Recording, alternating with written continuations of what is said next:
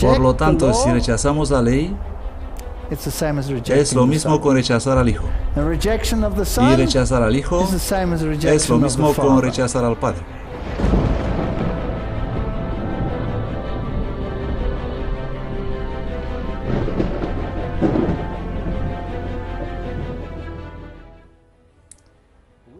Estamos al borde mismo del conflicto final.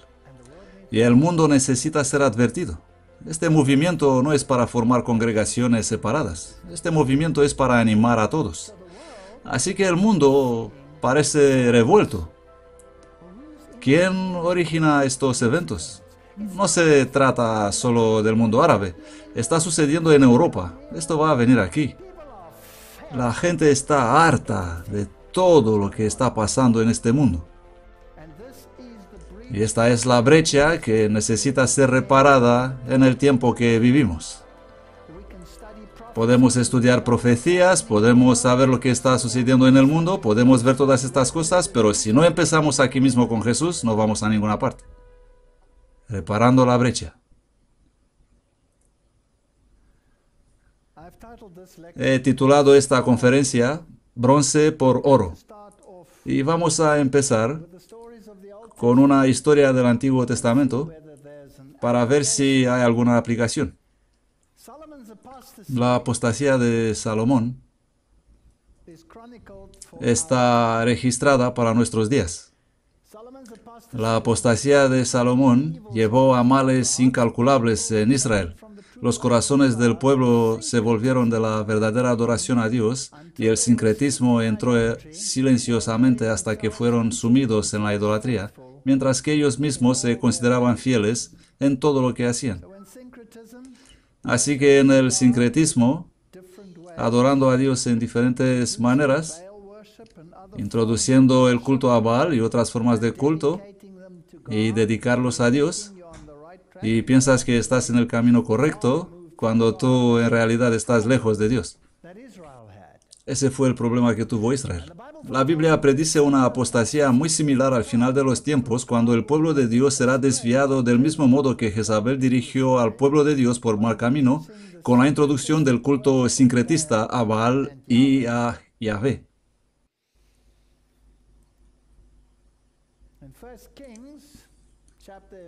1 Reyes, capítulo 11, verso 1. Pero el rey Salomón amó muchas mujeres extranjeras. Por supuesto, mujer en la Biblia significa iglesia. Y el rey Salomón representa la autoridad de la iglesia de Dios, además de la hija de Faraón. Ella se menciona también. Así que no solo le gustaban las iglesias antitípicas, sino que también introdujo una mentalidad egipcia. Así que la iglesia en el fin del tiempo podría tener relaciones ecuménicas, pero también podría enseñar la evolución, una mentalidad secular. Y las mujeres, los moabitas, amonitas, los edomitas, los sidonios y los hititas. Así que las iglesias hermanas, moabitas, amonitas, edomitas y las religiones extranjeras también. Así que hubo ambiente para acoger a todos. Y esta es la mentalidad que tiene la iglesia cristiana en general. Y esta es la forma de pensar que incluso amenaza con entrar en los mismos ámbitos de la iglesia de Dios. Así que el rey del norte parece que quiere poner su pie incluso en la iglesia de Dios. Pero en esta conferencia no voy a tratar tanto con la iglesia de Dios que con la iglesia cristiana en su totalidad. 1 Reyes 11:2. Naciones de las cuales Jehová había dicho a los hijos de Israel, no entraréis a ellas, ni ellas entrarán a vosotros, porque ciertamente harán inclinar vuestros corazones tras sus dioses. Pero Salomón se unió a estas con amor. Él sentía que tenía que enlazarse con ellos. Así que este declive de Salomón está documentado para que podamos aprender de su experiencia. La caída fue gradual, casi imperceptible.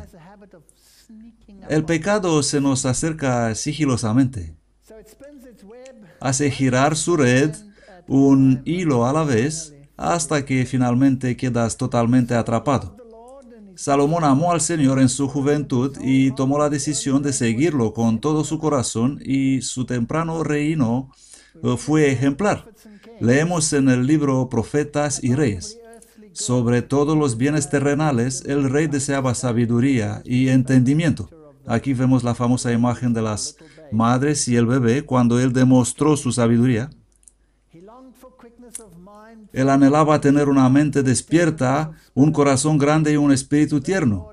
Y luego el Señor le apareció en un sueño y Salomón le dijo: tú hiciste gran misericordia a tu siervo David, mi padre, según que él anduvo delante de ti en verdad, en justicia y con rectitud de corazón para contigo. Y tú le has mostrado tu grande misericordia, que le diste hijo que se sentase en su trono, como sucede en este día.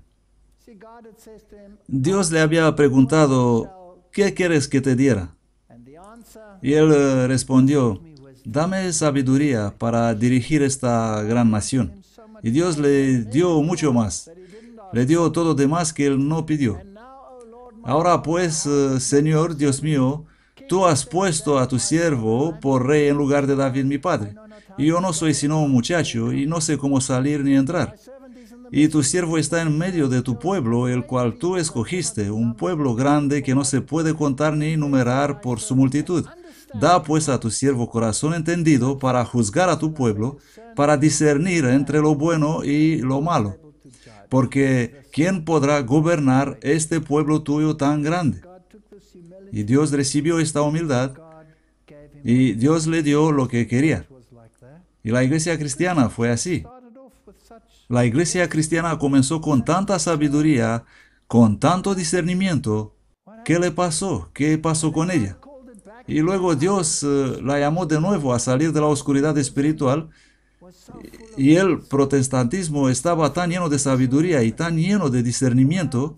¿Y qué pasó con él?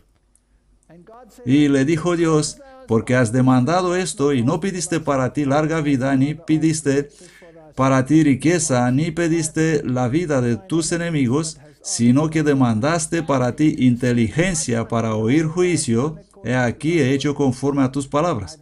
Mira que te he dado corazón sabio y entendido. Y él fue más sabio que todos los reyes. Podría discernir todo. ¿Cómo pudo suceder que la apostasía se infiltró y él pudo caer desde esa altura? Y si anduvieres en mis caminos, guardando mis estatutos y mis mandamientos, como anduvo David tu padre, entonces yo alargaré tus días. Así que las promesas son condicionales. Pero luego las cosas empezaron a decaer. Pasos hacia la apostasía. La primera cosa que sucedió: con el tiempo él obtuvo tantos elogios que su autoestima comenzó a infiltrarse. Salomón había comenzado a perder de vista el origen de su poder y gloria. Según la inclinación cobró poder sobre la razón, la autoconfianza aumentó. Tenemos que ser muy cuidadosos para que no lleguemos a ser autosuficientes. Siempre debemos recordar que sin Cristo no podemos hacer nada. Y trató de llevar a cabo los propósitos del Señor a su propia manera. Yo sé cómo hacer esto. Y así pierdes el consejo. Llegó a la conclusión de que las alianzas políticas y comerciales con las naciones vecinas traerían a estas naciones al conocimiento del verdadero Dios. Me he encontrado con esto tan a menudo en mi ministerio. No se supone que debes evangelizar así. Tienes que hacerlo diferente. Hay que relacionarte. Sé que es necesario relacionarte, pero luego ellos dicen que tienes que convertirte en su socio. Y yo pregunto: bueno, ¿ha funcionado? Bueno, todavía no. Pero si te asocias, con el tiempo tu forma de pensar se convierte en su forma de pensar, o su forma de pensar se convierte en la tuya. Y así pierdes. Así que la autosuficiencia es el primer problema. y luego avanzas hacia alianzas nefastas. E hizo alianzas profanas con una nación tras otra. Con frecuencia estas alianzas quedaban selladas por casamientos con princesas paganas. Así que estás adoptando los principios y luego los incorporas en tu propio entorno. El tercer punto fue dejar de lado los requerimientos de Dios por los del mundo. Entonces estás en terreno peligroso. Los mandamientos de Jehová eran puestos a un lado en favor de las costumbres de los pueblos vecinos. Y él comenzó a adorar en su estilo. Él todavía adoraba al Dios que conocía, pero le adoraba a su manera. Eso es sincretismo. El siguiente paso es lisonjearse a sí mismo que su sabiduría prevalecería. Pensaba, con el tiempo todos llegarían a conocer al Dios de la Biblia. Salomón se había ilusionado de que su sabiduría y el poder de su ejemplo desviarían a sus esposas de la idolatría al culto del verdadero Dios y que las alianzas así contraídas atraerían a las naciones vecinas en estrecho contacto con Israel. Vana esperanza. Vana esperanza. El error de Salomón, al considerarse bastante fuerte para resistir a la influencia de asociaciones paganas, fue fatal. Fatal fue también el engaño que le indujo a esperar que, aunque él había despreciado la ley de Dios, otros podrían ser inducidos a reverenciar y obedecer sus sagrados preceptos. Así que este fue el decline gradual. Y pregunto,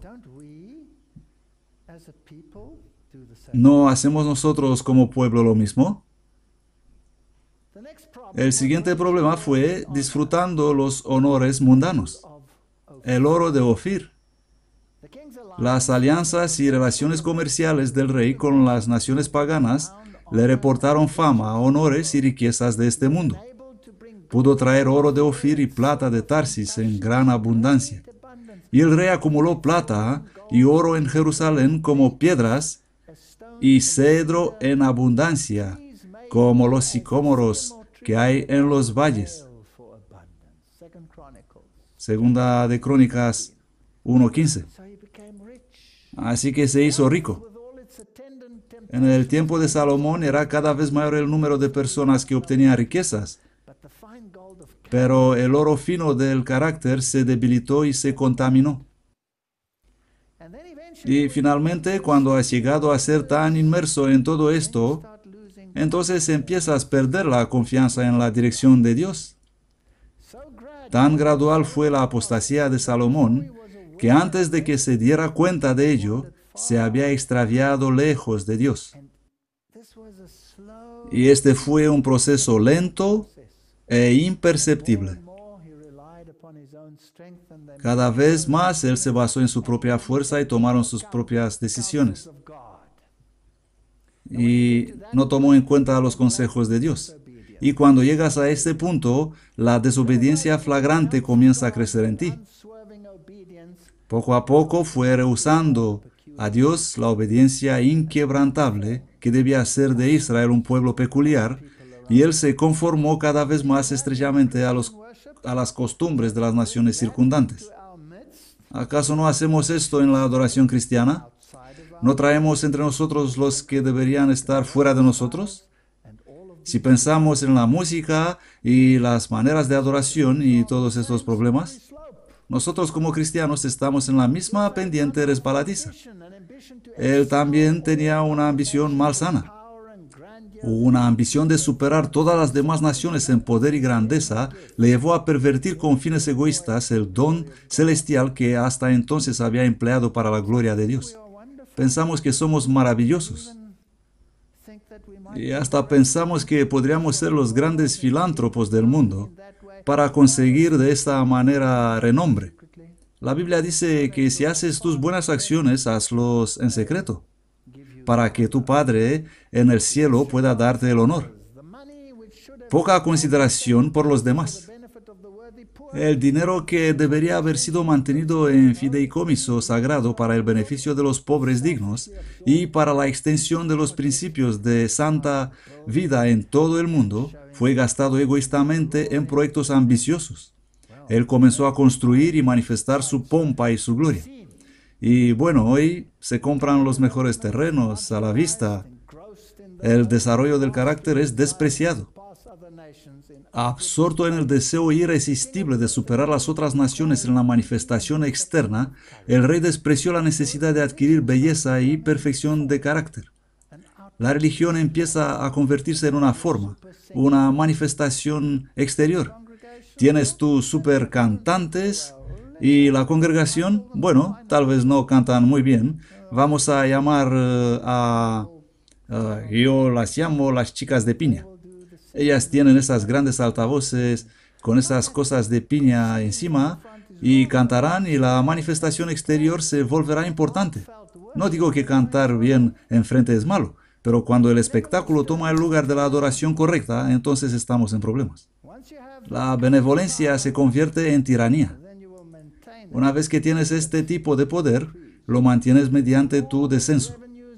Los enormes ingresos adquiridos a través del comercio con muchos países se complementaron con fuertes impuestos. Así el orgullo, la ambición, la prodigalidad y la indulgencia dieron sus frutos en la crueldad e imposición, y su pueblo fue privado de sus derechos. Así pasó que de este sabio y más misericordioso de los gobernantes, él degeneró en un tirano. Y al que fue una vez compasivo, la gente le temía. Y luego ya no controlaba más sus pasiones. Pasión por poder. Como protección contra la dependencia en el brazo de la carne, el Señor había advertido a los que deberían gobernar sobre Israel a no aumentar sus caballos. Sin embargo, en total desprecio a este mandamiento, Salomón tenía caballos traídos de Egipto. Ellos traían a Salomón caballos de Egipto y de todas las tierras. Y juntó Salomón carros y jinetes, y tenía 1,400 carros y 12,000 jinetes. Aquí estaba manifestando su poder, tanto que pudiera confiar en el poder y no en Dios. Y otra pasión que tuvo fue para las mujeres. Mujeres hermosas y atractivas fueron traídas de Egipto, Fenicia, Edom, Moab y de muchos otros lugares. Esas mujeres se contaban por centenares. Se rodeó a sí mismo de esas mujeres y asimiló su religión y sus rituales. Y luego fue la idolatría. Su religión era adoración de ídolos y se les había enseñado a practicar rituales crueles y degradantes. Enamorado de su belleza, el rey descuidó sus deberes para con Dios y para su reino. Profetas y Reyes, página 40. Sus mujeres ejercieron una influencia poderosa sobre él y gradualmente prevalecieron. Y ahora se entregó a la adoración de dioses falsos. Y la Biblia registra que él adoraba a Astarte, diosa de los sidonios, y a Milcom, ídolo abominable de los amonitas.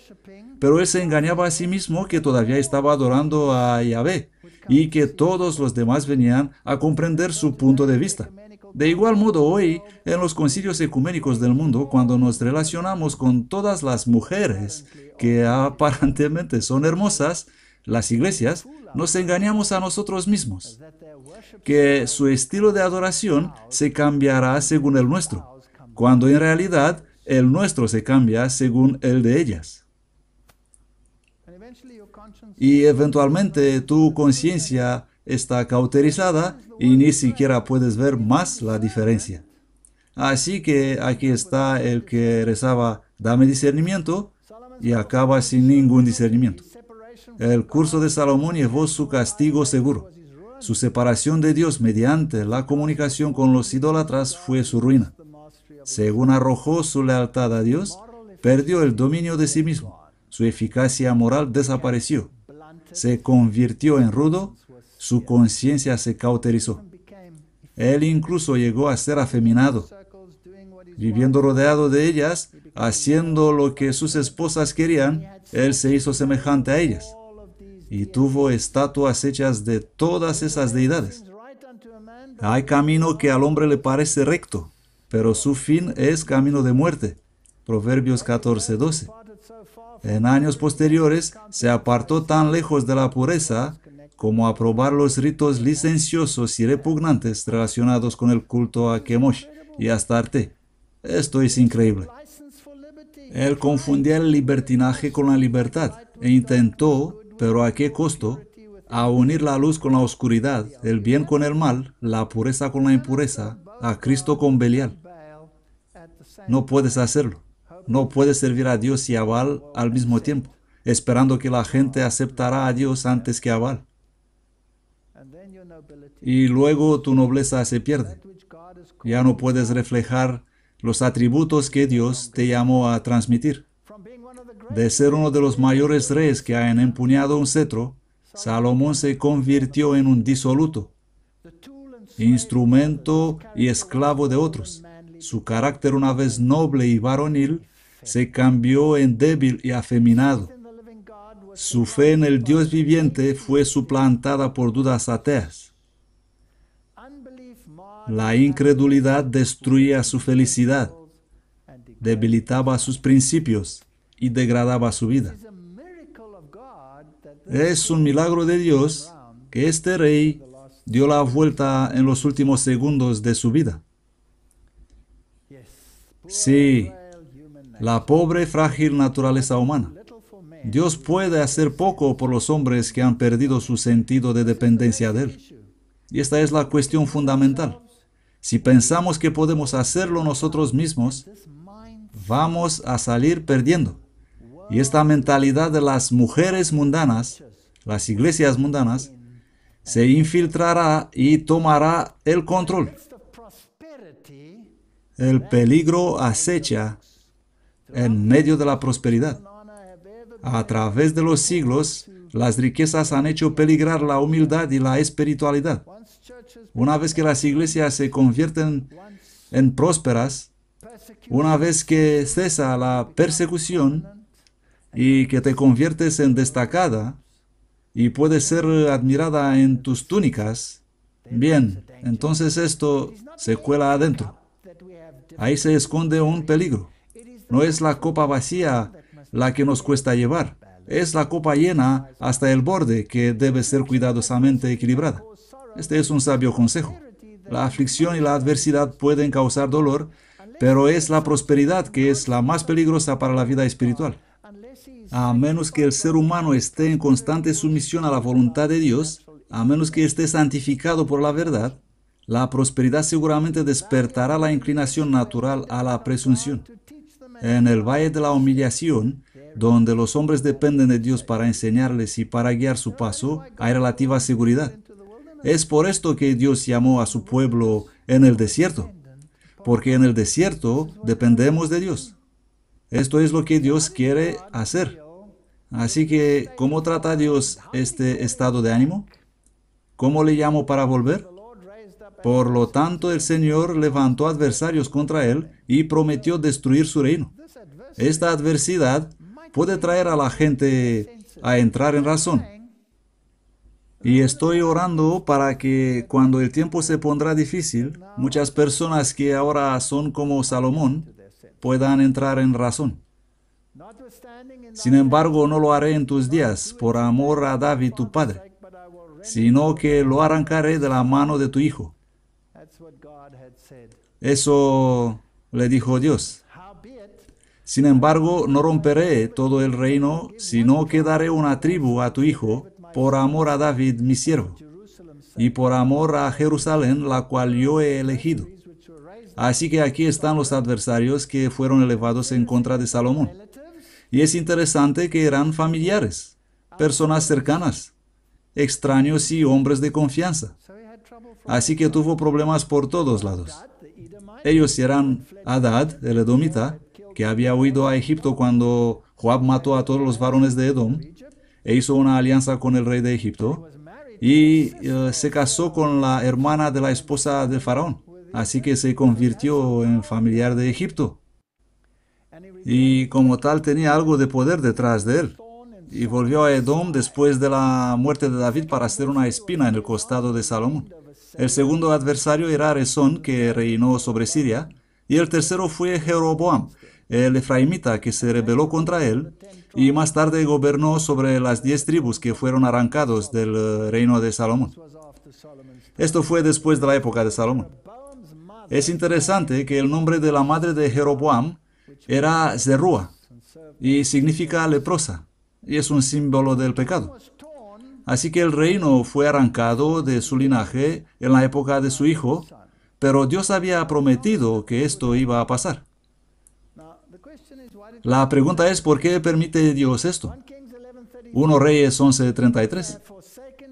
Por cuanto me han abandonado y han adorado a Astoret, diosa de los sidonios, a Chemosh, dios de Moab, a Milcom, dios de los hijos de Amón, y no han andado en mis caminos para hacer lo recto delante de mis ojos y guardar mis estatutos y mis derechos, como hizo David su padre. Si practicas el sincretismo, este será tu grupo. La historia nos dice que Salomón intentó matar a Jeroboam, pero este se escapó en Egipto, donde se alió con el faraón Shishak. Él volvió después de la muerte de Salomón e intentó hacer las paces con Roboam, pero sabéis la historia. Roboam escuchó el consejo de los jóvenes, rechazando el consejo de los ancianos, y decidió poner más carga sobre su pueblo. Así que el reino le fue arrancado. Así que escuchando el consejo de los jóvenes, él duplicó el yugo sobre el cuello de Jeroboam. Pero Jesús dice, porque mi yugo es fácil y ligera mi carga. Venid a mí todos los que estáis trabajados y cargados, y yo os haré descansar. Pero mi pueblo me ha olvidado. Están quemando incienso a las vanidades. Y éstas le han hecho tropezar en sus caminos, desviándoles de las sendas antiguas, para que caminen por sendas por camino no preparado. Así que si queremos acercarnos a Dios, tenemos que volver a las sendas antiguas. Y no tenemos que seguir el curso de la historia, es decir, la historia de David y Salomón y Roboam. Jeroboam no solo tomó 10 de las tribus con él, pero él intentó impartir solemnidad a un falso sistema de adoración para falsificar la realidad. Y eso fue un constante motivo de conflicto. 1 Reyes 12:26, y dijo Jeroboam en su corazón, ahora el reino volverá a la casa de David. Tenía miedo que los que él había separado seguirán los mandatos bíblicos de ir a Jerusalén y luego regresarían a la casa de David. Así que detuvo eso y lo impidió mediante la creación de un sistema falso y un altar falso.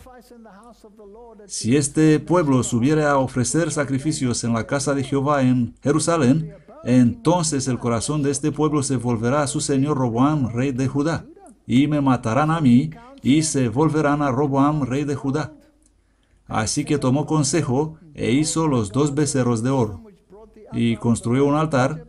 He aquí tus dioses, oh Israel, que te hicieron subir de la tierra de Egipto. Y puso al uno en Betel, y al otro lo puso en Dan. Y esto fue ocasión de pecado, porque el pueblo iba a adorar delante de uno, aún hasta Dan. Así que aquí está la religión falsa, y todo el Israel es desviado por mal camino. La interesante historia del profeta que reprendió y profetizó contra el altar falso se registra en Primera de Reyes 13:4. Cuando al rey se le secó la mano que extendió hacia el profeta. Cuando el rey Jeroboam oyó la palabra del varón de Dios, que había clamado contra el altar de Betel, extendió su mano desde el altar y dijo, prendedle. Y la mano que había extendido contra él se le secó, de manera que no pudo volver hacia sí. Y el altar se rompió y se derramó la ceniza del altar, conforme a la señal que el varón de Dios había dado por palabra del Señor. Es interesante que cada vez que la apostasía penetra en la nación de Israel, Dios envía un profeta y todo va bien por un tiempo, y luego se deslizan justo hacia abajo. También es interesante que este mismo altar es el que más tarde profanó Josías, y vamos a ver eso en otra tipología más adelante. Y su mano que había extendido contra él se secó, así que no podría volverla hacia sí. Jeroboam se llenó de un espíritu de desafío contra Dios y extendiendo su mano desde el altar gritó, prendedle. y Dios inmediatamente le reprendió. Así que hay momentos cuando Dios interviene milagrosamente en la apostasía, pero no ayudó a largo plazo, porque con el tiempo todos se apartaron y todos fueron llevados en cautiverio. Y luego el rey apeló al profeta para interceder, y el hombre de Dios suplicó al Señor y la mano del rey se le restauró y quedó como era antes. Leemos en el espíritu de profecía que el esfuerzo de Jeroboam por impartir solemnidad a ese altar y a ese falso sistema de adoración fue un fracaso total. No tuvo éxito. No puedes adorar a Yahvé y a Baal a la vez.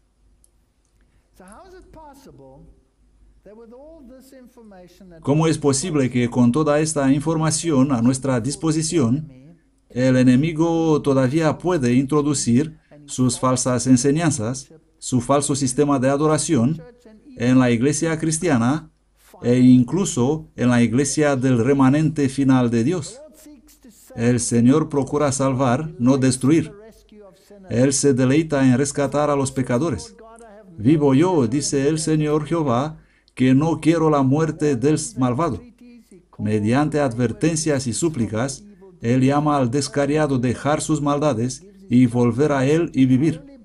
Él da a sus mensajeros escogidos una santa audacia, para que quienes escuchan puedan temer y ser traídos al arrepentimiento. Y luego relata la historia de ese mensajero que amonestó justo al rey. Y puede que es lo que debe hacerse en este tiempo también, porque existen muchísimos reyes hoy que adoran al altar de Jeroboam. El reino de Roboam es también interesante en su tipología. Y Roboam, hijo de Salomón, reinó en Judá. 1 Reyes 14:21. Tenía 41 años cuando comenzó a reinar. Su madre fue Naama, amonita. Naama significa agradable, pero ella era una extranjera. Así que no tuvo los principios del pueblo de Dios. Y Judá hizo lo malo ante los ojos de Jehová y provocaron su celo. Y pasó la misma cosa, y Dios intervino y les amonestó. Construyeron lugares altos, pusieron imágenes allí, e incluso permitieron a los sodomitas entrar en su sistema de adoración. Así que incluyeron los derechos paganos de adoración sodomita, incluso en el culto a Yahvé. ¿Hasta dónde se puede caer de la realidad? Esta es la imagen del consejo de los ancianos que se negó a escuchar, a pesar de que Salomón había anhelado preparar la mente de Roboam, su sucesor elegido, para afrontar con sabiduría la crisis predicha por el profeta de Dios. Él nunca había sido capaz de ejercer una fuerte influencia modeladora para el bien de la mente de su hijo. Él tenía el carácter de su madre, la amonita, el sello de un carácter vacilante, y condujo al pueblo en apostasía. Y la apostasía final es tipológica. Leemos en 2 Crónicas 12:1, y sucedió que cuando Roboam se fortaleció y afirmó el reino, abandonó la ley del Señor, y con él todo Israel. Por lo tanto, si un grande y preeminente líder toma una decisión, ¿por qué tanta gente le sigue ciegamente? Esto es una gran pesadilla en el cristianismo. Y sucedió que en el 5º año del rey Roboam, Shishak, rey de Egipto, subió contra Jerusalén, por cuanto se habían rebelado contra el Señor. Y vino con ejército poderoso, y con miles de jinetes, y con muchas naciones, y tomó las ciudades fortificadas. Entonces vino Semaías, el profeta, a Roboam y a los príncipes de Judá, que estaban reunidos en Jerusalén por causa de Shishak. Tenían miedo. Y luego se arrepintieron, y Dios permitió a Shishak vencer, pero no destruirlos de manera completa. Se humillaron a sí mismos. Cuando el Señor vio que se habían humillado, dijo: no voy a destruirlos, sino les concederé cierta liberación. Empero serán sus siervos. Y tuvieron que servir a los egipcios. Al 5.º año del rey Roboam, subió Shishak, rey de Egipto, contra Jerusalén, y tomó los tesoros de la casa del Señor y los tesoros de la casa real, y tomó todo. Se llevó también todos los escudos de oro que Salomón había hecho. Así que se llevaron la gloria del templo. Todo el oro fue retirado y fue llevado a Egipto. En lugar de ellos, hizo el rey Roboam escudos de bronce y los confió a los jefes de la guardia que custodiaban la entrada de la casa del rey. Y cuando el rey entraba en la casa de Jehová, los de la guardia los llevaban y los ponían después en la cámara de los de la guardia. Pero a lo largo de su reinado tuvo conflictos. ¿No es interesante que él tuvo mejor cuidado con los escudos de bronce que lo hizo con los escudos de oro? Así que él hizo esos escudos de bronce y luego se les dio a los jefes de la guardia, que tenían que cuidar esos escudos, y después de exponerlos, luego se tenían que encerrar y ser protegidos. Lo mismo pasa con nosotros. A veces estamos contentos con escudos de bronce más que con escudos de oro. Y a veces hacemos tanto alarde de nuestros escudos de bronce, cuando en realidad lo que tenemos es una religión de segunda mano y que podría ser de oro.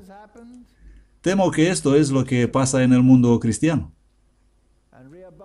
Y durmió Roboam con sus padres y fue sepultado. Una triste historia. El Salmo 45:6 dice: tu trono, oh Dios, es eterno y para siempre. Cetro de equidad es el cetro de tu reino. Tú amas la justicia y odias la maldad. Por eso Dios, tu Dios, te ha ungido con óleo de alegría más que a tus compañeros. Todas tus vestiduras exhalan mirra, aloe y casia. Desde palacio de marfil te han alegrado. Hijas de reyes hay entre tus mujeres ilustres. A tu diestra está la reina en oro de Ofir. Esta es una referencia a Cristo Jesús.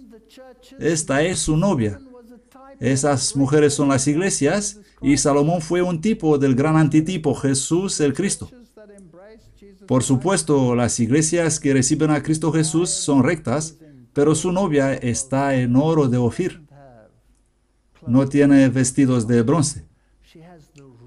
Ella tiene la verdadera religión de corazón, la justicia de Cristo.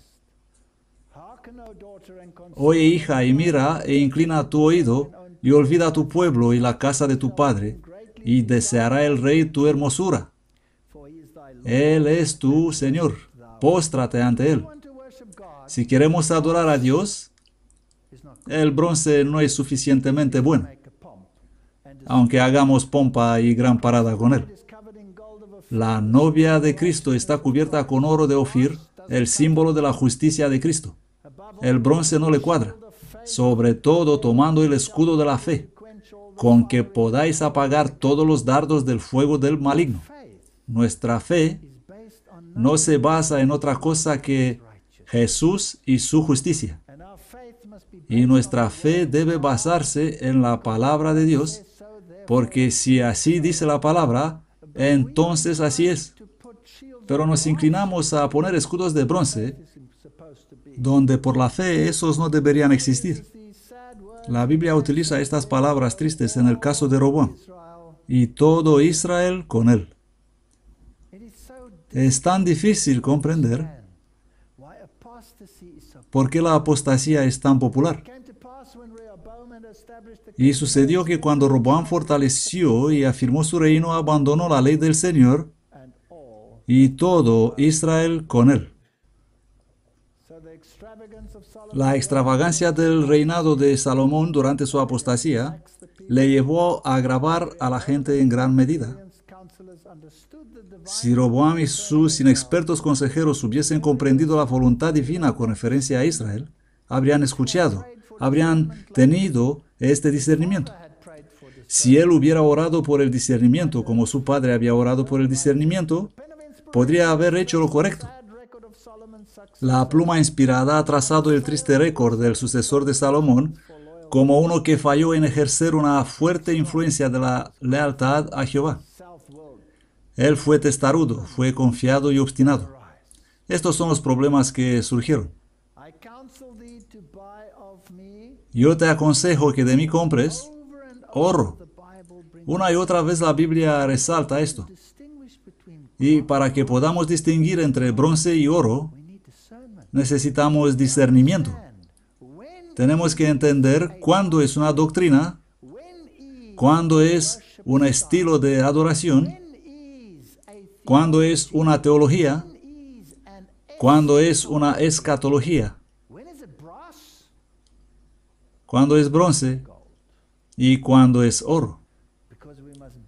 Porque tenemos que comprar oro refinado en fuego para que seas rico y vestiduras blancas, la justicia de Cristo, para que te vistas y no se descubra la vergüenza de tu desnudez, y unge tus ojos con colirio para que veas. Qué tristes, qué llenos de significado las palabras, y todo Israel con él. El pueblo a quien Dios había escogido para estar como una luz en las naciones alrededor, se apartaron de su fuente de fuerza y trataron de llegar a ser como las naciones alrededor de ellos. Así como con Salomón sucedió con Roboam. La influencia del mal ejemplo llevó a muchos por mal camino. No tenemos que leer toda la cita, sino la esencia de la cuestión, la gravedad del asunto. Con la división del reino al principio del reinado de Roboam, la gloria de Israel empezó a desvanecerse para que nunca más sea recuperada en su plenitud. A veces, durante los siglos que siguieron, el trono de David fue ocupado por hombres dotados de valor moral y previsión, y bajo la dirección de estos soberanos, las bendiciones que descendían sobre los hombres de Judá se extendían a las naciones circundantes. A veces, el nombre de Jehová fue exaltado por encima de todo Dios falso, y su ley se guardó en reverencia. Y otras veces nuevamente ocurría lo contrario. Esta es la historia de Israel. ¿Y cuál es su aplicación? Leemos en Servicio Cristiano, página 39. Me lleno de tristeza cuando pienso en nuestra condición como pueblo. El Señor no nos ha cerrado el cielo, pero nuestra propia conducta de permanente apostasía nos ha separado de Dios. El orgullo, la codicia y el amor al mundo han vivido en el corazón sin temor de prohibición o condenación. Pecados graves y jactanciosos se manifiestan entre nosotros. Y sin embargo, la opinión general es que la iglesia está floreciendo. Hacemos lo correcto. Y que la paz y prosperidad espiritual están en todos sus contornos. La iglesia ha dejado de seguir a Cristo, su líder, y está volviéndose firmemente hacia Egipto. Él amó a las mujeres del faraón y a las princesas de Egipto. Sin embargo, pocos están alarmados o sorprendidos por su falta de poder espiritual. La duda y hasta la incredulidad respecto a los testimonios del Espíritu de Dios están leudando nuestras iglesias por doquier. Satanás quiere que esto ocurra así. Noten esta cita del deseado de todas las gentes. El gobierno bajo cual vivió Jesús será corrompido y opresivo. Por doquier había abusos clamorosos, extorsión, intolerancia y crueldad insultante. Sin embargo, el Salvador no intentó hacer reformas civiles. Por favor, noten esto. El Salvador no intentó hacer reformas civiles. No atacó los abusos nacionales ni condenó a los enemigos nacionales. No intervino en la autoridad ni en la administración de los que estaban en el poder. el que era nuestro ejemplo, se mantuvo alejado de los gobiernos terrenales, no porque fuese indiferente a los males de los hombres, sino porque el remedio no consiste en medidas simplemente humanas y externas. Para ser eficiente, la cura debe alcanzar a los hombres individualmente y debe regenerar el corazón. Si nos libramos del mensaje del Evangelio, que puede regenerar el corazón, estamos en problemas. Si nuestro Evangelio se desvía hacia un Evangelio de justicia social, la corrección de deficiencias sociales y de desigualdad social, pues entonces estamos luchando del lado de Roma y no en el lado de Jesucristo. No digo que no debemos estar preocupados por estas cuestiones. Jesús estaba preocupado por estas cuestiones, pero ese no fue su evangelio. Su evangelio fue un evangelio individual, que había de llegar al corazón individual. Hoy el rey del norte tiene sus tentáculos en todas partes. Si pensamos que el mundo protestante es en alguna manera salvo del rey del norte, entonces tengo noticias para ustedes. Y esta declaración que leímos, de que él plantará sus tiendas incluso en Jerusalén, da miedo. Eso significa que su mentalidad existe incluso entre el remanente de Dios. Él ha creado tantas estructuras, tantas organizaciones de fachada y afiliaciones que sería imposible desenredarlas. Necesitamos conocer el Evangelio, necesitamos saber de qué trata para que podamos distinguir el bronce del oro. Nuestra fe debe estar arraigada en Jesús y su verdad, y tenemos que descansar en Él, y Él pronto vendrá para separar las ovejas de las cabras. Esta es una decisión final. Esta es una cuestión importante. La gente cree que las mujeres por ahí están bien, siempre y cuando vienen de los amonitas, de los moabitas o edomitas, al menos son relaciones de hermanos. Tienen un poco de sangre de Abraham en ellas. Las iglesias hermanas están bien, son protestantes. Seguramente podemos servir de enlace con el protestantismo. No debería haber ningún problema con eso. Bueno, vamos a echar un vistazo a lo que está sucediendo en el mundo protestante. Este es Norman Geisler, y este es un artículo interesante. Los jesuitas engendran jesuitas. Norman Geisler de Veritas y Calvary Chapel Bible College son dos colegios bíblicos. Estas universidades que están siendo presentes en todo el mundo, los protestantes creen que los evangélicos están en el control de estas cuestiones. Norman Geisler, autor de la Declaración de Chicago de 1978, formulada después del doctorado en la Escuela Jesuita Universidad de Loyola, es el fundador del Seminario Evangélico Veritas y fundador de la Sociedad Internacional de Apologética Cristiana. Todos sus miembros directivos de Veritas son también pastores del Calvary Chapel o portavoces o miembros del consejo de otras organizaciones de Calvary Chapel. Puede parecer que hay grupos distintos, pero en realidad ellos son los mismos y ellos están al cargo. Aquí está la Sociedad Internacional para la Apologética Cristiana, expresidente el Dr. Norman Geisler, doctorado en la Universidad de Loyola, profesor distinguido de Teología y Apologética al Seminario Evangélico Veritas. Este es su web personal, donde tienen sus títulos. Aquí hay otro, el Seminario Evangélico del Sur. Estos son para los evangélicos, no son romano-católicos. Fue fundado en 1992 por Ross Rhodes, ex evangelista y pastor del Calvary Church. Hay polinización cruzada aquí. Detrás de las escenas gobiernan los mismos poderes.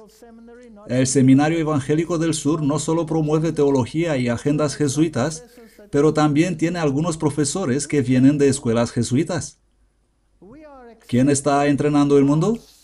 Estamos aceptando bronce por oro. El protestantismo ha perdido su ancla. Geisler también participa con el Colegio Bíblico Calvary Chapel, promoviendo la apologética bíblica basada en la razón, no basado en la Biblia. Está involucrado en la lucha contra los ministerios sectarios y promueve la cooperación católico-evangélica. Esta gente trabaja detrás de las escenas. Aquí están los libros de Geisler. Líder evangélico educado por los jesuitas, el papel de Geisler en destruir el cristianismo evangélico en América. Un artículo escrito por Rick Frederick en enero de 2008. Siempre me gusta tener estos artículos para mostrar que hasta las piedras claman, incluso las piedras. Estos son los propios evangélicos que observan lo que está sucediendo. Y Dios tiene a su gente en muchas iglesias por ahí, y esta gente está preocupada. ¿Qué escribe? Con solo observar la contraportada del libro y hacer un poco de investigación sobre los nombres de los que recomiendan este libro, debería decir mucho. Basta con ver a todos los jesuitas y la conexión con los jesuitas y sus agendas, y recuerden que Geisler obtuvo su doctorado en la Universidad Jesuita de Loyola. Si bien esto puede no molestar a algunas personas, hay mucho más a considerar. No hace falta decir que me doy cuenta ahora de las agendas de los líderes evangélicos como Billy Graham, Jack Olson y Geisler ha tenido en los últimos años, y por qué las cosas salieron como los vemos. Fue muy inteligente y funcionó. Hay gente por ahí afuera que lo comprende, pero la gente de dentro dice: oh, los jesuitas ya no juegan ningún papel, olvídalos. Rick Frederick continúa. Un último ejemplo es Frank Beckwith. Él fue el presidente de la Sociedad Teológica Evangélica. Evangélico. Él era el presidente, aparentemente no católico, y renunció para regresar al romano catolicismo. Así que vienen y hacen su trabajo y luego se van. Y las personas que quedan han sacrificado su oro y abrazado el bronce.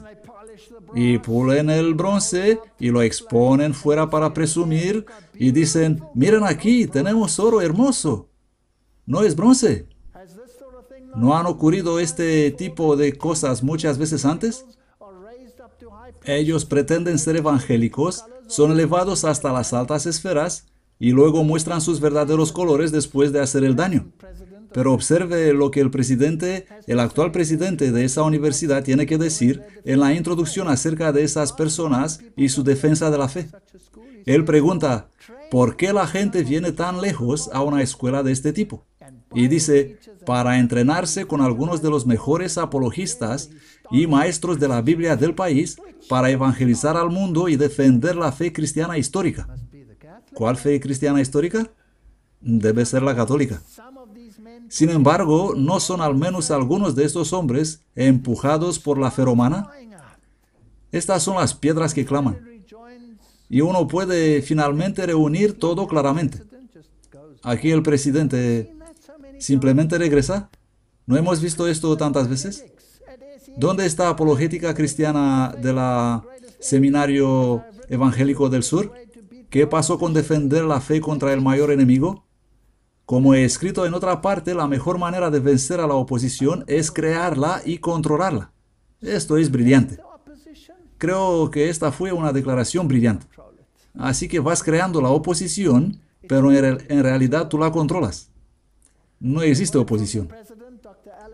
Todo es un ardid, todo es una mentira. Palabras del presidente Dr. Alex McFarland. ¿Por qué han llegado cientos de estudiantes de todo Estados Unidos y otros países al Seminario Evangélico del Sur? Porque pueden conseguir algo aquí, lo que no hay en ningún otro lugar: la formación bajo algunos de los mejores apologistas, maestros de la Biblia del país, para evangelizar al mundo y defender la fe histórica. Lo hemos leído antes. La fe católica. En solo unos pocos años, el Seminario Evangélico del Sur ha capacitado a estudiantes de todo el país y alrededor del mundo. Así que la gente viene de todas partes del mundo. Ellos van a estos colegios evangélicos, entre comillas, regresan, se convierten en mentores en sus iglesias. ¿Y qué tipo de filosofía tienen? Bronce. no oro. De hecho, los mejores teólogos y apologistas de todo el país vuelan a Charlotte para ayudar a entrenar una generación futura. ¿Quién está entrenando el mundo cristiano de hoy? Otro jesuita para otro evangelio. ¿Qué tienen en común Bill Bright del campus Cruzada por Cristo, Billy Graham de Asociación Evangélica, Tim LaHaye, fundador de Concilio Político Nacional, coautor de Dejados Atrás, Abandonados, la película, y Chuck Smith? Los que ponen estas preguntas son personas del mundo evangélico, y creo que es correcto que nos fijamos en ellos. Todos ellos han beneficiado económicamente de Nelson Bunker Hunt. ¿Quién es Nelson Bunker Hunt? Ahí está. Y todas las organizaciones que se asocian con él. Nelson Bunker Hunt es un magnate de los negocios famoso por tratar de hacer una carrera de plata y un equestrian. Y algo que hemos descubierto recientemente, un jesuita de la Orden de San Lázaro de Jerusalén. Así que toda la serie Dejados Atrás, todo esto, toda esta teología de izquierda, de derecha y centro, todo que está siendo tragado por los evangélicos, está controlado por los jesuitas. Nelson Bunker Hunt está en el Consejo de Política Nacional, CNP. Vamos a ver más de eso ahora. Presidente ejecutivo de CNP, ejecutivo superior de CNP, ejecutivo del CNP de 1988, heredero de la fortuna del Hunt Oil Company, financiador de CNP, CBN, GBS, etc. Cualquier sea el nombre de estas organizaciones, los jesuitas tienen sus dedos metidos en el pastel. Wallace Johnson, fundador de Holiday Inns, organizaciones financieras, organizaciones religiosas, trabajó con y financió el campus de Bill Bright's Cruzada para Cristo, donando $15,5 millones. Tuve una serie de encuentros con el campus Cruzada por Cristo. He predicado en la Universidad de Ciudad del Cabo y he predicado conferencias sobre creación y evolución. ¿Y quiénes serán los más grandes opositores de estas conferencias? Yo me imaginaba que el departamento de zoología y los geólogos serían los mayores opositores. No, los partidarios del campus Cruzada por Cristo fueron los mayores opositores, porque tenemos que aceptar la evolución. Tenemos que renunciar al oro, tenemos que abrazar el bronce. ¿Hacen algunas de nuestras propias instituciones lo mismo? En 1967, Hunt formó el Frente Mundial de Liberación Cristiana como un frente encubierto del Campus Crusade, el cual se dividió y se convirtió en un ministerio de liderazgo en el movimiento del pueblo de Jesús. ¿Quién está detrás de estos movimientos? Estas no son conjeturas, es realmente lo que sucede. Y con todos estos millonarios que hemos visto, todo el dinero que había recaudado para el CNP actualmente es miembro del Consejo de Política Nacional. Ahora, aquí está el Consejo de Política Nacional. Me gustaría saber quiénes son estas personas. ¿Tienen alguna influencia? ¿Tienen algo que decir funcionando con el dinero de los jesuitas? La Fundación CNP fue fundada en 1981 como una organización educacional sin fines de lucro por el reverendo Tim LaHaye de la Mesa Redonda Religiosa, que también fue el primer presidente del CNP. LaHaye es motivador político de la derecha evangélica y autor de la serie Dejados Atrás. Así que esa es la teología que alimenta el mundo hoy en día. Esa teología que mira a la Jerusalén literal. Los directores originales, como se indica en los artículos de CNP, de incorporación, fue completado con el secretario del Estado de Texas, Howard Phillips, activista conservador de toda la vida. Y se puede ver en los nombres. No tenemos que entrar en todos los detalles, pero vamos a ir a la página web del Observador Federal, que nos dice: vestido en secreto desde su fundación en 1981, el CNP es un virtual quién es quién en la extrema derecha. Entre sus miembros figuran operativos de derechos de Washington y políticos, sus financiadores y su brazo ultra religioso. Y debido a que las reglas de CNP establecen que las reuniones están cerradas a los medios de comunicación y al público en general, nuestra lista de miembros es estrictamente confidencial y no debe ser compartida fuera del consejo. La gran presa sabe prácticamente nada acerca de ellos. Ni siquiera saben quiénes son estas personas. Los primeros miembros directores del CNP fueron descubiertos por investigadores emprendedores. Tenemos algunos nombres. Sin embargo, estos revelan que el liderazgo inicial fue de hecho también representado en el Consejo de Relaciones Exteriores. Así que esto tiene que ver con grupos de reflexión del gobierno, estableciendo un nuevo orden mundial. Y todas estas organizaciones están controladas ¿por quién? Por los jesuitas, por los caballeros de Malta. La organización misma de los globalistas a que el CNP iba a ser una alternativa conservadora. Así que crearon una organización supuestamente opuesta a la que de donde salieron. Así en el primer consejo había no menos de 3 y posiblemente más los miembros del CFR. Gilder, consejo director; Teller, consejo director; Van der Yacht, consejo director. Muchos de los miembros del más alto rango del CNP también pertenecen a los caballeros masónicos de Malta. ¿Quién tiene el control? Es Roma. Y nosotros estamos ciegos. Y vemos artículos incluso en algunas de nuestras revistas que dicen dejar a Roma en paz. ¿Cómo podemos dejar a Roma en paz si ella es parte de la profecía? Así que la lista de miembros es un verdadero quién es quién de los políticos, la Reserva Federal, miembros del CFR y numerosas otras sociedades.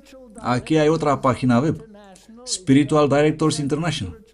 Si vas a la página de Spiritual Directors International, encontrarás que su grupo de revisión se compone de protestantes, católicos, incluyendo un número de jesuitas y rabinos.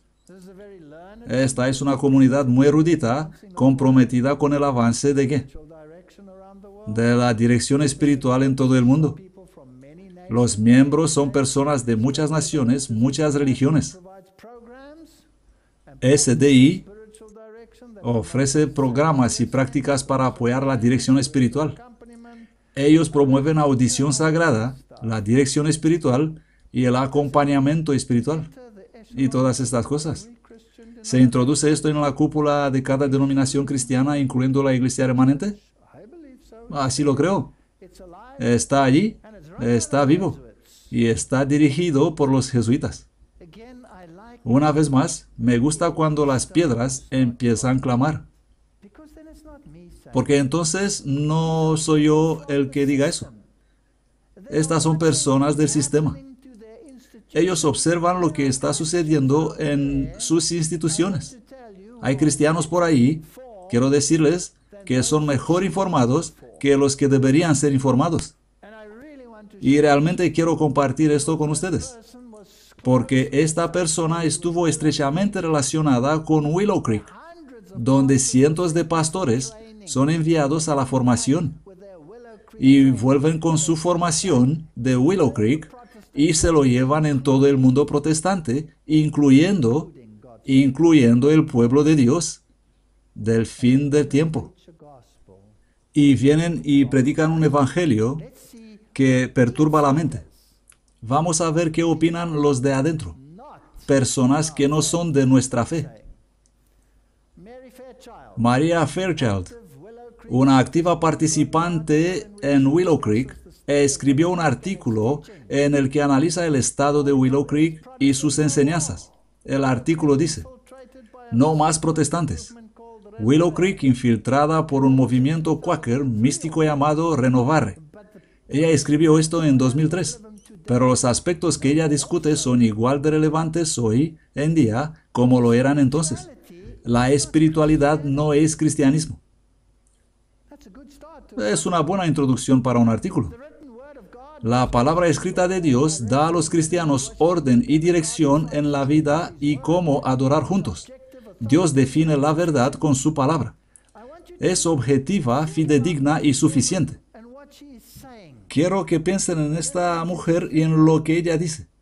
Y luego quiero que piensen en el pueblo de Dios cambiando oro por bronce. después de haber enviado aún centenares de pastores a estos mismos institutos de formación. Testifico a cualquiera que oye las palabras de la profecía de este libro. Si alguno añadiere a estas cosas, Dios añadirá sobre él las plagas que están escritas en este libro. Y si alguno quitare de las palabras del libro de esta profecía, Dios quitará su parte del libro de la vida y de la santa ciudad y de las cosas que están escritas en este libro. Luego ella dice, la fe cree que si yo obedezco a Dios, todo saldrá bien al final. Si obedecemos la palabra de Dios, Dios cuidará de los resultados. El evangelismo ecuménico aboga por la infiltración de las denominaciones y organizaciones liberales en lugar de la separación de la incredulidad liberal y error. Esto es bastante claro. Dios dice salir, y parece que esta organización en la cual estamos tan involucrados dice, no, vayamos juntos. La Biblia llama a la separación de la incredulidad y de la mundanalidad. Mientras que la Iglesia ha mantenido sus estándares de separación, ella ha sido maravillosamente bendecida por Dios. Cada vez que ella ha comprometido esos estándares e hizo alianzas impías con los incrédulos, su fuerza espiritual se ha debilitado, ha resultado confusión y ha amenazado el caos. Sucedió en la historia de Israel. La historia sirve como un tipo para nuestro tiempo. Lo estamos viendo ahora. Ella escribe, se está enseñando la aceptación de tradiciones de otras religiones. Y eso es lo que hizo Salomón. La última moda para las mujeres eran temas igualmente preocupantes. Técnicas de meditación y de escrituras y tradiciones de los jesuitas, los Quakers y la Iglesia Negra se están mezclando con las ideas de las escrituras y de la nueva era. Ella incluso advierte contra la lección divina, la lectura divina, donde la Biblia se convierte en una herramienta espiritista, donde balbuceas palabras sin tomar nota del contenido, cuando la lectura se convierte en fundamental, en lugar de compresión de lo que dice la palabra de Dios. Y vamos a ver más adelante que Papa está propagando esto a gran escala. Bueno, voy a hablar de estas cosas más tarde. No estoy de acuerdo con estas meditaciones y con las oraciones de respiración. La he advertido. Ella estaba advirtiendo a una profesora de otro curso que esta forma de meditación podría abrir a la gente hacia un espíritu equivocado y a escuchar voces. Un indicador de la falsificación de la fe que no trae la conversión es un deseo de ser salvo del castigo del pecado, pero no del pecado mismo. Esta es una piedra clamando. Otros indicadores incluirían un deseo por la bendición de Cristo, pero no el deseo de una relación con Él, y el deseo por el don de la vida eterna, pero no con las manos vacías de la fe. Más indicadores de la falsa fe incluirían un deseo por Cristo como un sacerdote para procurar el perdón y la paz, pero no como un profeta para instruirlos o como un rey para gobernar sobre ellos. Lo he dicho cientos de veces. La gente quiere un salvador, pero no quieren un rey. Ellos quieren ser salvados, pero no quieren obedecer. Y por último, un deseo de Cristo que sea sometido a los términos de sus tradiciones religiosas y filosofía inflexible. La Biblia nos dice, nosotros no sabemos cómo orar para pedir como conviene, pero el Espíritu mismo intercede por nosotros conforme a la voluntad de Dios. Romanos 8, 26, 27. Recuerden a Jesús siempre orando y sirviendo según la voluntad y el propósito de su Padre en cada ocasión. Y esta es la confianza que tenemos en Él, que si pedimos alguna cosa conforme a su voluntad, Él nos oye. Y si sabemos que Él nos oye en cualquier cosa que pidamos, sabemos que tenemos las peticiones que le hayamos hecho. Ella cita las Escrituras. 1 Juan 5, 14, 15. Y al orar no uséis vanas repeticiones. Estas personas saben esto, y sin embargo lo hacen. Estoy asombrado ver cómo esto llega justo entre nuestras filas. Es increíble. Y a los niveles altos, porque piensan que por sus palabrerías serán oídos. Y cita Mateo 6, 7, 9. Este pueblo me honra con los labios, pero su corazón está lejos de mí. Cita Romanos también. Me honran en vano. Mateo 15, 9. Y luego ella dice, los escritores y los líderes promovidos por este movimiento son de los consejos mundiales. Y luego dice que promueven a Richard Foster y a Tilden Edwards, fundador y director de Shalom, y promueven a Palmer, y los jesuitas promueven exactamente los mismos escritos. Por lo tanto, ¿quién ha infiltrado estas organizaciones? Ignacio de Loyola. Y ellos lo promueven. En uno de los momentos más sangrientos de la historia de la humanidad, los jesuitas fueron probablemente los más crueles y feroces y justificaron la tortura y el asesinato por la iglesia. Los ejércitos espirituales de Ignacio de Loyola fueron utilizados por los jesuitas y llegaban en trance y levitación. Ella cita lo que hacían y dice, ¿por qué citan a estos escritores si nos dicen estudiar esto? George Fox, fundador de Madres del Feminismo Quaker. La historia de una mujer cuáquera en América con Margaret Hope Bacon. Y cita todo eso. Tal vez por su devoción hacia su madre muy docta y enseñada, él formó un fuerte movimiento igualitario y estableció mujeres predicadoras, mientras tuerce las escrituras para dar sentido a su experiencia, entre comillas, y para explicar sus decisiones contrarias a las escrituras. Y luego cita a Gilbert Bilezikian y dice, los igualitarios afirman que las mujeres deben ser pastores, ancianos y co-líderes en la familia. Ellos tuercen las escrituras al igual que George Fox para hacer esto posible.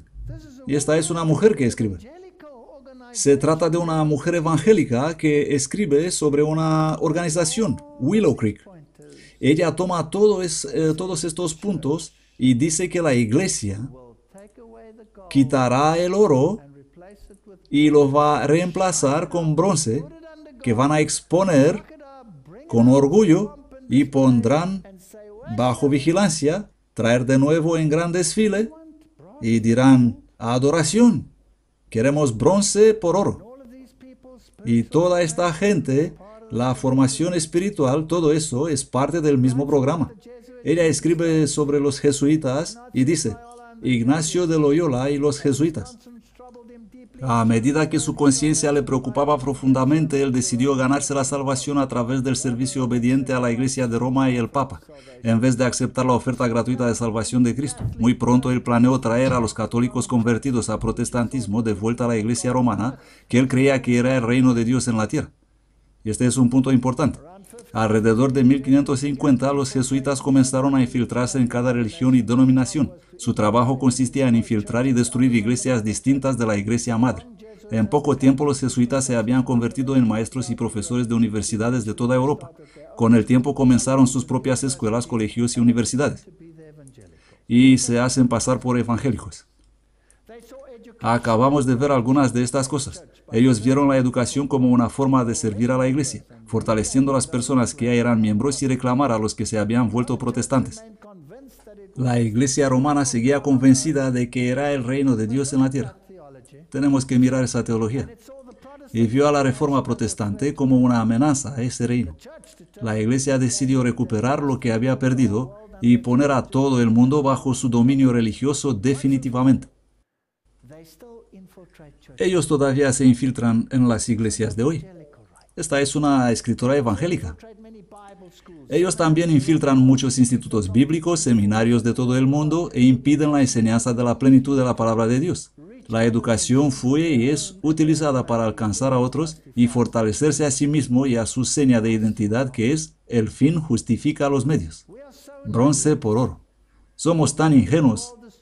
Creemos que el mundo ha cambiado, creemos que las iglesias han cambiado.